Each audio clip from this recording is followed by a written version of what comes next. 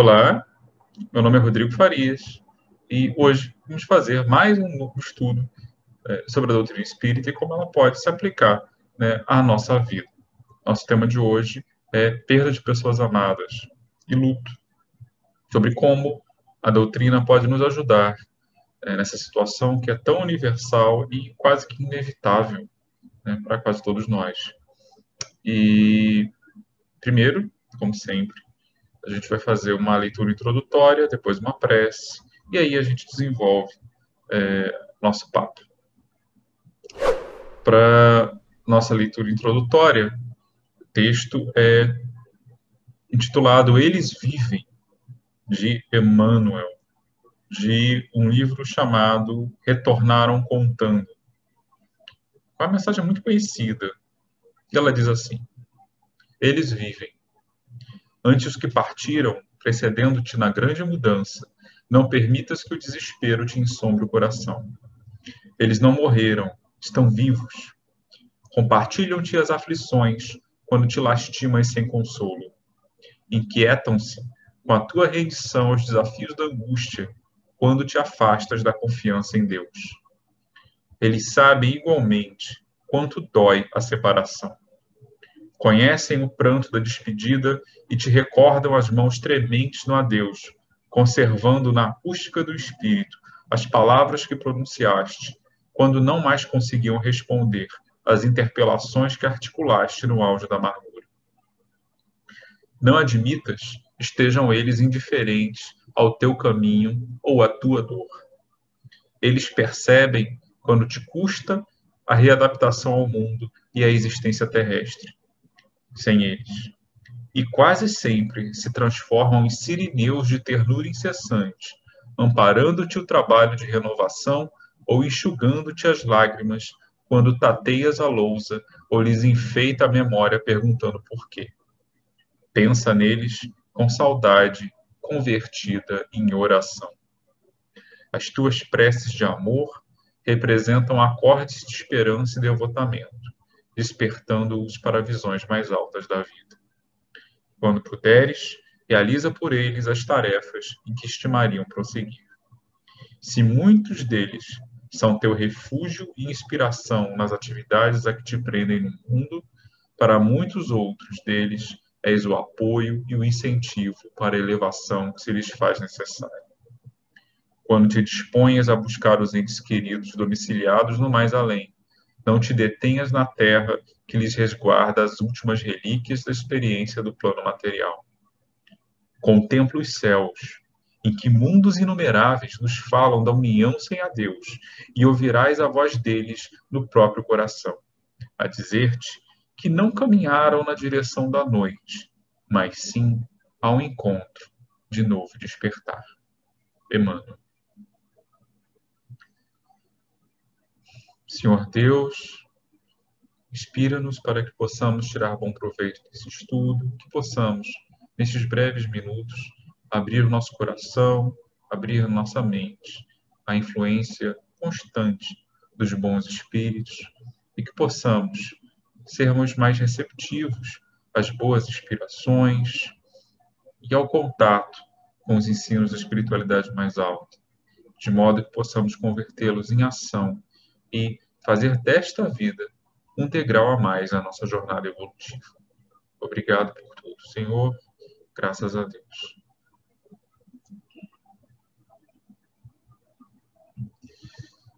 Bom, hoje é um tema que duraria horas se a gente fosse tentar desenvolver com mais profundidade, mas hoje a ideia é apenas dar umas pinceladas, né? Apontar algumas possibilidades de aprofundamento. Primeiro, eu gostaria de dizer que claro que é um assunto delicado, mas ao mesmo tempo é um assunto em que a doutrina espírita é meio, digamos assim, uma espécie de área de especialização. Porque acho que nenhuma outra fé religiosa ou filosofia fala tanto desse fenômeno que é a morte da passagem, né, de um plano da vida para o outro. Nenhuma nos oferece tantas informações e tantos detalhes, até onde eu sei, né, é sobre essa experiência e nos faz pensar nela com tanta frequência. E, ao mesmo tempo, ela, sendo uma doutrina, por mais iluminada que ela seja, ela não nos imuniza contra a experiência em si, contra a dificuldade que nós temos, naturalmente, humanos que somos, em lidar com a experiência do desencarne de pessoas queridas ou até com o nosso próprio.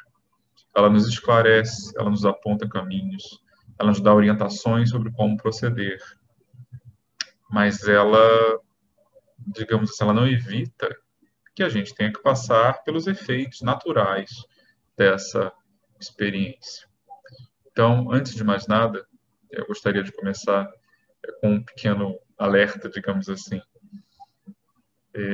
Espíritas não são imunes à dor, nem tem que fingir que são. Muitas pessoas, às vezes, pensam que, por ser espírita, a pessoa tem que não sentir nada, não pode chorar, tem que ser forte e tal. E isso é um equívoco. O que a doutrina espírita faz por nós é, primeiro, nos dar uma esperança pelo esclarecimento. A gente deixa de ver a morte sobre aquele ângulo do ser sombrio, uma caveira com um manto negro e uma foice medonha, e a gente passa a ver a morte com mais naturalidade. Ela nos dá esperança, porque ela nos ensina que o nosso ente querido que parte, ou nós mesmos, porque vamos ter que lidar inevitavelmente com o nosso próprio desencarne em algum momento, cedo ou tarde, que aquele ser querido, ou nós mesmos, não estamos deixando de existir, não estamos indo para o nada, o que Emmanuel chama de partir na direção da noite. Nós estamos indo para uma outra vida. Ou melhor, estamos indo para uma outra fase da mesma vida. Porque a vida é uma só, em diferentes fases. Como a nossa vida material também é. Nós temos a vida intrauterina, temos a primeira infância, adolescência, etc. Estamos trocando de fase. E a morte, o que a gente chama de morte, é mais uma mudança de fase. Então, isso já é uma grande coisa. Uma grande coisa. Mas, na prática, o foco que a gente está querendo dar aqui significa o quê? É normal, diante de uma situação dessa, de desencarne de uma pessoa querida, é normal o choque, muitas vezes, é normal a dor, é normal a saudade, é normal a emergência de emoções, tudo isso é normal a saudade, é normal a tristeza que vem de início, isso é normal o luto, é normal precisar de um tempo para lidar com isso, é normal, temos as reações naturais que as pessoas têm. Pessoas, nem só pessoas, né? Isso é tão normal que até animais sentem uma forma de luto, de tristeza, quando perdem um filhote, perdem um companheiro querido, perdem seus donos humanos quando têm. Isso é normal. Tudo isso é normal. O que a doutrina faz por nós não é nos recobrir de uma insensibilidade sobre-humana. O que ela faz é nos vacinar, vamos dizer assim, contra o desespero. Contra o desespero. O que é o desespero? O nome já diz, a perda de esperança. Né? Contra o medo do amanhã, porque tudo se acabou. Contra a noção de que nada mais faz sentido. Contra a noção de que não há mais por que viver, porque o outro se foi antes de nós. Ou, quando se trata do nosso próprio desencarne, né? Quando a gente tem uma expectativa quanto a ele, né? Ela nos previne quanto ao desespero, quanto à questão de que eu vou desaparecer. Você não vai desaparecer. Ninguém desaparece. Mas, bem verdade, há uma separação inicial, temporária. Claro que a gente está acostumado a conviver com aquela pessoa no mesmo ambiente, tê-la fisicamente diante de nós acessível, e quando ela desencarna, as coisas mudam, a gente não a vê mais com a mesma facilidade, a gente não a percebe com a mesma facilidade. Ela não está, muitas vezes, tão presente quanto a gente gostaria, ou estava acostumado, ou está de outra maneira, não tão prontamente acessível aos sentidos. Então, é normal experienciar isso como uma separação. Mas uma espécie de separação. Mas a gente sabe pela doutrina que isso é temporário. A gente sabe pela doutrina que o outro está indo para uma nova fase, pela qual ele e nós já passamos muitas vezes e passaremos ainda.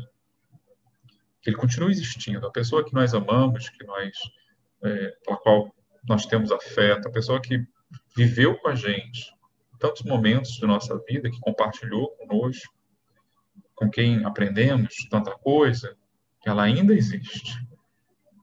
Apenas está numa fase diferente. E às vezes não tão distante quanto a gente supõe. Está próximo, com a mensagem do Emmanuel diz, pelo pensamento, pelo coração. Então, se a doutrina não nos imuniza contra algum nível de dor, ela nos ajuda muito a prevenir o desespero, o niilismo, né, a falta de perspectiva. A gente já pode até sentir isso temporariamente, mas ela nos lembra que não, calma, não é bem assim. Por isso, nós costumamos dizer que ela é consoladora, porque o Espiritismo ele procura não apenas ensinar isso, que existe um depois, que a vida continua, mas ensina também, nos dá uma noção, né, de como é esse depois, e procura demonstrar isso. Quantas pessoas já não tiveram e têm experiências, né, de contatos com os desencarnados? Não só os médiuns, né, mas sobretudo por meio deles.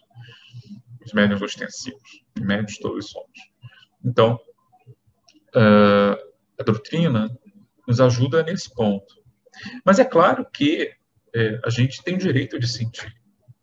A gente tem o direito de passar pelo processo de luto.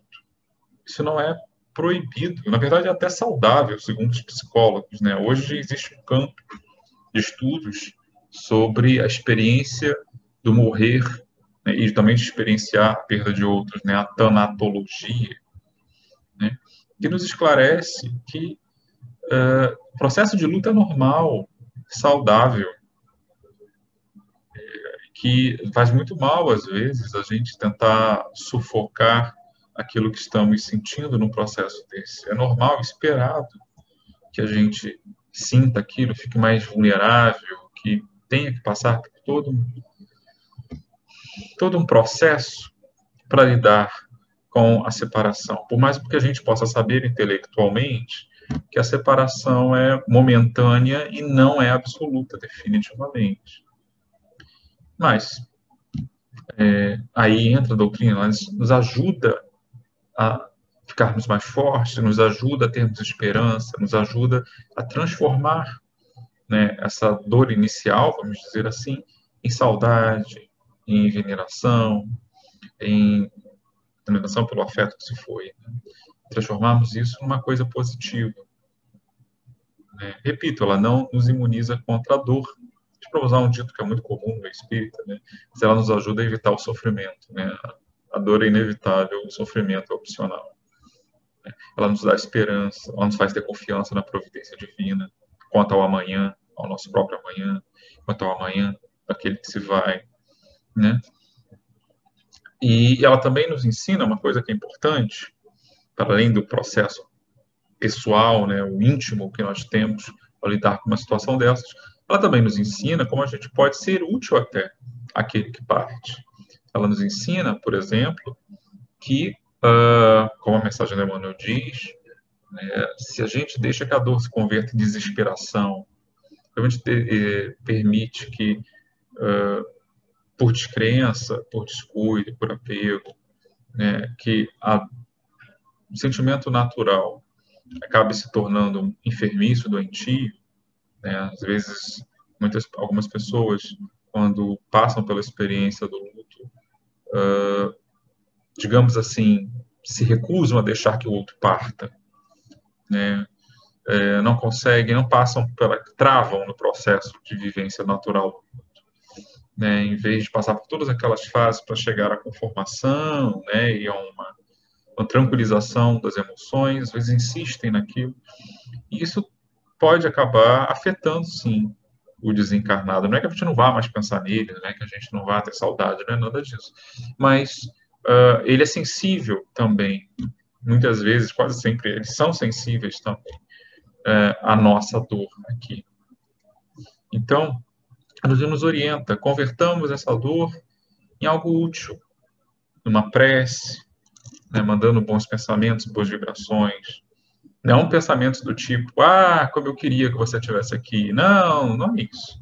Dando, digamos assim, mandando problemas para o outro, mas imaginando, se eu estivesse daquela situação, se eu estivesse no outro lado, como eu gostaria que as pessoas se reportassem a mim.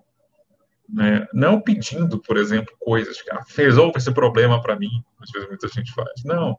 E sim, mande amor, mande carinho, peça a Deus que ajude as pessoas, bons espíritos, que o acolham, né, que ajude o nosso ente querido, que auxilie naquilo que precisar, que o ajude a se restabelecer, se for uma desencarnação recente, que o ajude no que for preciso, que ele possa ter uma boa experiência, né, no outro lado da vida. A gente pode pedir ajuda para nós mesmos, não do espírito que partiu, mas dos nossos mentores, dos nossos protetores espirituais que estão gabaritados para tentar nos ajudar a passar por esse tipo de experiência, nos ajudar a transformar essa experiência que poderia ser tão dolorida em uma experiência útil, uma experiência de crescimento, de amadurecimento. Porque é normal ter dificuldades com isso. Tem pessoas que são especialistas no assunto, que são psicólogos, que são terapeutas, são médicos, estão habituados a lidar com essas coisas, e que quando elas mesmas passam pela experiência, também têm suas dificuldades. Isso é humano. Não há nada de vergonhoso nisso. Não nos faz menos espíritas. O que a doutrina nos esclarece é que a gente tem que tomar cuidado com o apego excessivo, com a desesperação, com o descontrole.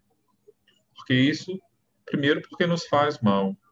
E segundo, pode acabar fazendo mal ao outro, porque ele pode ser testemunha da nossa aflição, e muitas vezes percebe desespero, porque a gente está mandando vibrações, estamos mandando pensamento, né? E esse pensamento chega a eles. Tanto o pensamento positivo, né? Por isso a ideia da prece, como também o pensamento negativo, do desespero, do apego, da constante evocação. Quando a gente pensa num espírito, muitas vezes, sem nem perceber, nós estamos evocando, chamando-o pelo pensamento. E para quê? Para algo que ele possa fazer, para algo que vai ser útil para ele? Né? Muitas vezes não. Muitas vezes a literatura espírita é repleta desses exemplos, né? André Luiz em particular, né? Literatura mais clássica. Às vezes a gente evoca o espírito, ele nem está em boas condições, ele está ainda se recuperando, ele está tendo que lidar com as suas próprias dificuldades, e, no entanto, a isso ainda se soma, né, a dificuldade daquele que fica em deixá-lo ir. Deixá-lo ir, não, repito, isso é importante, não porque nós deixemos de amá-lo, pelo contrário, mas deixá-lo ir justamente porque o amamos. Porque ele precisa mudar de fase, porque ele precisa vivenciar essa nova etapa. E não tenham dúvidas de que o amor, espiritualmente falando, ele é inquebrantável. Nós iremos reencontrar nossos entes queridos mais à frente. Mas, se ele partiu antes de nós, primeiro foi porque ele, muito provavelmente, na grande maioria dos casos, tinha que partir, e segundo, porque nós tínhamos que ficar. Então, há ainda coisas que precisamos fazer aqui, coisas que precisamos aprender. É mais ou menos, né, Kardec usa um pouco isso, né? Ele muitas vezes usa o exemplo do militar, né, quando é convocado para a guerra, que ele treina, chega uma hora que ele precisa ir, né, realmente para a coisa em si. E nós temos que deixar que ele vá, porque é o cumprimento do seu dever, é natural. Ou, um exemplo que eu prefiro, que é mais pacífico, né, é como se você tivesse, digamos, um filho, um ente querido, que recebe uma excelente oportunidade de estudar, digamos, uma universidade no exterior, num país mais desenvolvido, uma oportunidade única. Você vai dizer, não vai porque eu vou ficar com saudade de você? nós não estaremos ajudando, não estaremos realmente colaborando para o bem dele se adotarmos essa postura. Por outro lado, qual deve ser? Vou me preparar para lidar com isso, mas vá porque é bom para você. Né? Ajudemos nisso. Colaboremos para que ele possa ir usufruir da experiência. É algo mais ou menos similar. Né? E o Livro dos Espíritos fala, mais de uma vez, sobre essa questão das pessoas amadas, né? Do nosso relacionamento como encarnados com aqueles que desencarnam. Por exemplo, né, no livro 4, Esperanças e Consolações, no capítulo 1, Penas e Gozos Terrenos, nós temos a pergunta 934, que é assim: a perda dos entes queridos não constitui para nós encarnados, uma perda tanto mais legítima quanto irreparável e independente de nossa vontade? Resposta, que eu acho até bastante sensível, quase poética. Essa causa de sofrimento tanto atinge o rico quanto o pobre, ou seja, uma experiência universal. Todo mundo passa por isso em algum momento. É uma prova ou uma expiação, e a lei comum. Mas é uma consolação o poder de vos comunicar com os vossos amigos pelos meios que tendes, enquanto esperais outros mais diretos e mais acessíveis aos vossos sentidos. Quais são os meios que nós temos? Para começar, a prece, o pensamento, que todo mundo tem. O ateu, o espírita, o budista, o católico, ao alcance de todo mundo. Pela prece, ou seja, pelo pensamento focado, dirigido, nós nos comunicamos com todo mundo. Encarnados, até desencarnados, né, também. E com nossos entes queridos também. É claro que a gente sabe que existem outros meios mais diretos. Né? Quem é médium ostensivo, por exemplo, né, às vezes existem outras possibilidades, que são mais raras, é óbvio. E nunca devemos esquecer, isso é importante, que a comunicação mediúnica com desencarnados não depende apenas da gente querer. Né? Aquele ditado, que às vezes é muito questionado, né? O telefone toca de lá para cá, você pode evocar, mas não considere que o espírito evocado tem obrigação de aparecer. Às vezes, ele nem sequer pode. E, às vezes, não é autorizado a isso pelos seus superiores. Não é bagunça, é só chamar e ver. Não, não é assim. Então, às vezes, a gente vê pessoas que perdem ente querido e começam, né, uma peregrinação pelos centros espíritas, querendo mensagens, querendo algum tipo de contato. Algumas conseguem, outras não. Então, a gente tem que entender isso, tem que respeitar isso. O Espiritismo não veio ao mundo para criar uma sala de chat, né, como a gente diz hoje na internet, para criar um aplicativo de mensagem no WhatsApp para o outro lado. Não. Veio para nos esclarecer, nos consolar, porque essa comunicação direta nem sempre é possível. E não em todos os momentos, definitivamente. Tá? Então, é preciso levar isso em consideração. Esses outros meios mais diretos existem, mas eles não são prontamente disponíveis para todo mundo em todos os casos. Mas o pensamento, sim. E, ao considerar o pensamento, saibamos usá-lo, usemo-lo com sabedoria. Consideremos o que o Emmanuel nos diz nessa mensagem tão bela. Né? As tuas preces de amor representam acordes de esperança e devotamento, despertando-os para visões mais altas da vida. Pensa neles com saudade convertida em oração, ou seja, de a gente usar a saudade como combustível para algo de bom. Quantas pessoas, o noticiário está cheio desses casos, né, que às vezes perdem uma pessoa de meio de jeito trágico, mas em homenagem a ela acabam se engajando, por exemplo, em obras de beneficência, obras de caridade, se engajam em algo pelo bem geral. Isso é a maior das homenagens.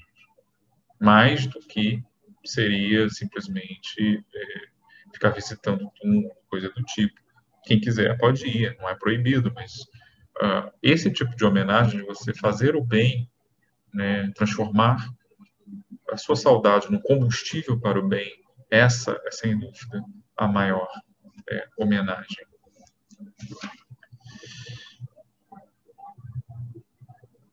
A pergunta 936 também trata um pouquinho disso, né? Como os espíritos que partem são afetados pelas dores que a partida nos causa? Resposta. O espírito é sensível à lembrança e aos pesares daqueles a quem amou. Mas uma dor incessante e desarrazoada, ou seja, não está falando da dor em si, está falando de um excesso, um exagero, o afeta penosamente porque vê nessa dor excessiva uma falta de fé no futuro e de confiança em Deus, e, consequentemente, um obstáculo ao progresso e talvez a um reencontro. Isso, obviamente, um espírito mais elevado. Às vezes, o espírito não é tão elevado também e acaba esse apego do desencarnado acaba dificultando o desenlace dele material. Pode acontecer também. Por isso que a gente diz na doutrina espírita que obsessão, ao contrário do que a gente pensa, não é simplesmente um desencarnado que persegue o encarnado. Às vezes é o contrário. É o encarnado que persegue o desencarnado porque o evoca constantemente com o pensamento. E muitas vezes, quando é alguém que já tem uma ligação com a gente, afetiva até, essa constante evocação, ele não consegue se furtar a isso. E isso acaba atrapalhando. Nós temos que ter cuidado com isso, para não virarmos obsessores dos nossos entes queridos. Mas, reitero, isso se evita facilmente desde que a gente leve o processo, né, de luto, de lidar com a situação da maneira saudável, natural. Ou seja, pode ter uma dor, vai ter inicialmente, mas depois vem a resignação, vem a saudade, vem a tranquilização das emoções que estão no primeiro momento muito afloradas. Isso é perfeitamente compreensível, não tem nada de errado nisso. Né? E quando isso é mais difícil, graças a Deus, hoje em dia nós temos recursos, né? Nós temos recursos para ajudar as pessoas a lidar com isso quando elas mesmas não estão conseguindo. Terapeutas existem, psicólogos, né? Existem profissionais que estão acostumados a lidar com isso, que podem ajudar a pessoa a lidar com a perda quando ela mesma não está conseguindo. Isso é normal. E quando nós temos perto de nós alguém que está passando por essa situação, nós também podemos ajudar com a nossa solidariedade. Não precisa de fórmulas, não precisa, né? Meus pesos, meus sentimentos. Às vezes você não está sentindo nada, você está preocupado com a pessoa, mas não sente tanto assim. Simplesmente estejamos ali. Mostremos para a pessoa, estamos ali com ela, no que ela precisar, pode contar com a gente, sejamos solidários, não sejamos invasivos demais, mas também estejamos presentes, respeitemos aquele momento, que é importante, não agravar a dor que a pessoa está sentindo, dando dor de cabeça para ela, querendo dizer, você tem que, calma, respeitemos a pessoa, sejamos delicados, mas estejamos presentes. Oremos por ela também, nós que somos espíritas, né? Para que ela possa passar por esse processo, porque é um processo muito marcante, é um processo muito intenso na vida de qualquer pessoa. E isso tem que ser respeitado. Porque, também, vale lembrar, todos nós vamos ter que passar por isso. As únicas pessoas que não passam isso são aquelas que morrem muito cedo. Essas, talvez não tenham que passar pela experiência do luto, né? Não diretamente, como quem fica, mas a maioria de nós que viva suficientemente vai passar por isso com amigos, com familiares, às vezes com pessoas queridas muito próximas, filhos, pais, cônjuges. Então, e um dia teremos de lidar com o nosso próprio desencarne. E teremos que saber lidar com isso também. Então, a doutrina espírita, ela nos exorta a facilitarmos essa passagem, tanto para nós quanto para os demais, e a fazermos dela um degrau para o nosso crescimento, para o nosso amadurecimento, né? Muitas vezes para a nossa própria autodescoberta, ao lidarmos com essas emoções que afloram, com a experiência da separação, tanto para quem vai como para quem fica na Terra. Então, ela nos leva a refletir sobre isso, porque vivemos numa cultura que muitas vezes não nos ajuda a lidar com a morte. Antigamente, as pessoas, muitas vezes, morriam nos hospitais, morriam em casa, né? Então, a experiência da morte era uma coisa que estava presente no cotidiano, e de uma maneira ou de outra, as pessoas têm que lidar com isso. Hoje em dia, a maioria de nós morre em hospitais, muitas vezes separados dos entes queridos, né? A nossa cultura, às vezes, tem pessoas que têm até medo de falar da morte, não pode nem mencionar. Então, isso não ajuda. A doutrina espírita nos lembra, a morte é uma realidade. A existência dela dá sentido à vida, né? E nós temos que nos preparar para ela, nos educar para ela, né? O Herculano Pires tem um livro sobre isso, Educação para a Morte, que trata justamente disso, de nos educarmos para a morte. Tanto a morte alheia, quanto a morte própria nossa, porque ela vai vir. Todos nós que estamos aqui, né, teremos de lidar com ela. Então, temos a obrigação, pelo menos conosco mesmos, de estarmos preparados para isso, para que esse movimento inevitável se dê da forma mais tranquila e saudável que nós formos capazes de ter, né, dentro das nossas possibilidades.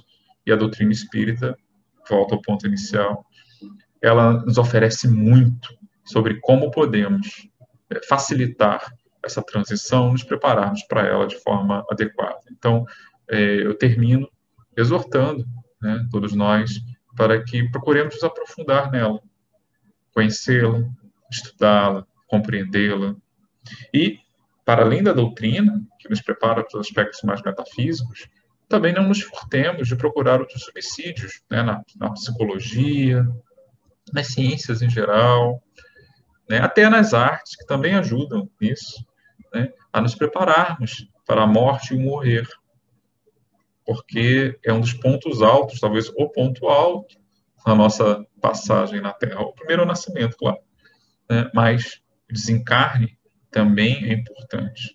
É quando nós teremos um encontro inevitável com nós mesmos, com a realidade de nós mesmos. E isso é uma coisa muito importante. Então, amigos, é isso. Eu encerro por aqui e fazer a prece de encerramento.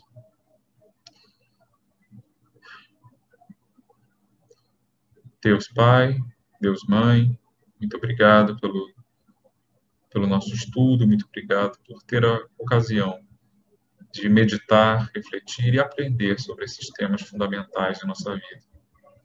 E te pedimos, Senhor, que nos ilumine e inspire para que possamos transformar esses conteúdos em ações, em sentimentos, em novos hábitos melhores e que possamos, a partir deles, sairmos desta vida, quando chegar o momento, melhores, mais conscientes, mais lúcidos do que quando chegamos. Obrigado por tudo, graças a Deus.